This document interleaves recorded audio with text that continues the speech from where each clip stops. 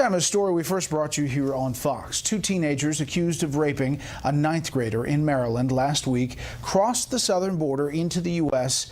illegally last year. Both of them did. Both were caught and targeted for deportation hearings that never happened. Correspondent Doug McElway reports tonight on the case and the system that let those boys remain in the country. In an exclusive TV interview with Fox News, the defense attorney representing accused Rockville High School rapist Henry Sanchez-Milian said his client is innocent.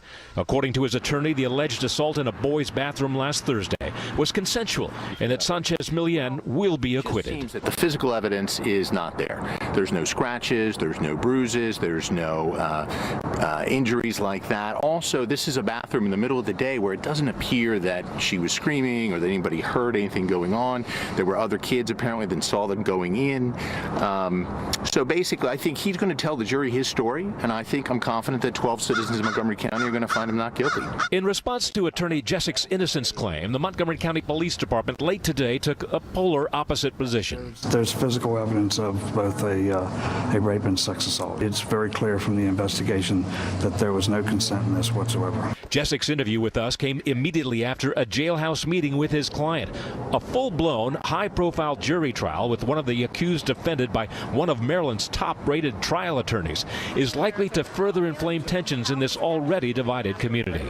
If they do, in fact, somehow prevail in their claims that he did not, in fact, commit rape, then they need to make sure that they hand this guy over to ICE and he's deported. The rape charges have already inflamed the political battle, with House Judiciary Chairman Bob Goodlatte writing the Secretary of Homeland Security, blaming the Obama administration, quote, lacks immigration enforcement policies for the alleged rape, and demanding case history information on the two suspects.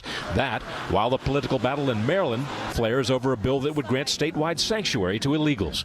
Marisay Morales is the bill's sponsor. She's facing heat from Maryland's Republican governor and Republicans in the state legislature. Now what this policy would say is that when our law enforcement arrests somebody, their hands would be completely tied as far as working with ICE and federal authorities, even if these people are dangerous, terrorists, gang members, no matter what they are. This bill has no exceptions. It says that they cannot work, local law enforcement cannot work with ICE. This is a crime. This is a rape, and nothing in this bill would preclude law enforcement and Montgomery County to prosecute this crime to the fullest extent of the law. No matter what the outcome of a trial, should there be one, proponents of strong immigration reform maintain that both of these men, both here illegally, need to be deported anyway because they crossed the border unlawfully. Brett? Doug McElway live in Maryland. Doug, thank you. But what about the coverage of this case? Fox News media analyst and host of Fox's Media Buzz, Howard Kurtz, joins me now to talk about the different media coverage of this particular case. Good evening, Howard. How much coverage has this rape case received? It depends on where you look. The New York Times has done one story. USA Today put it on the front page, but there has been nothing on the network evening newscasts or morning shows, nothing in prime time on CNN or MSNBC, although CNN has done a couple of morning reports. On the other hand, Fox News has covered the case extensively in its news hours, including every night this week on Special Report. And at night, Fox's 7, 8, and 9 p.m. shows have devoted 53 minutes to the story.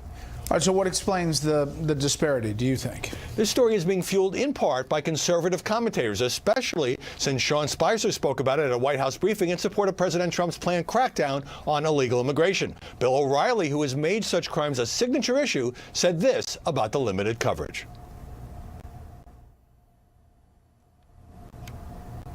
Years plus of journalism. A story of that magnitude ignored by the national media. We all know why.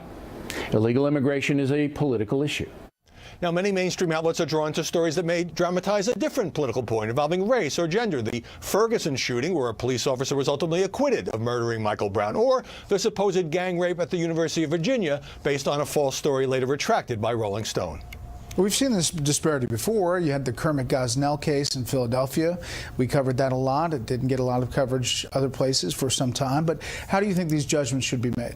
Well, even horrible local crimes like the one at Rockville High School, Bret, are usually local stories. And in fairness, there's been an avalanche of national news this week, including the London terror attack and the hearings on the Neil Gorsuch nomination and the president's wiretapping claim. But Bret, some crime stories unfold in a political context. As Doug just reported, the town of Rockville is considering adopting sanctuary city status, and Maryland's Republican Governor Larry Hogan has denounced legislation that would make Maryland a sanctuary state. That and the high-level White House attention might usually be enough to generate national headlines over an alleged rape in a high school bathroom.